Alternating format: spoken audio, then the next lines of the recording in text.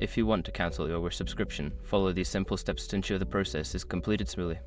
Step 1. Open the Wish app or website. Start by launching the Wish app on your mobile device or visiting the Wish website on your computer. Make sure you are logged into your account. Step 2. Access account settings.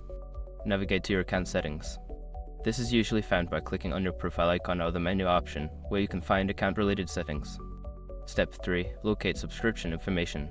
In the account settings, look for a section labeled Subscriptions or Memberships. This section will provide details about your current subscription status. Step 4. Select Cancel Subscription. Once you find your subscription details, there should be an option to cancel. Click on Cancel Subscription and follow any prompts that appear to confirm your cancellation.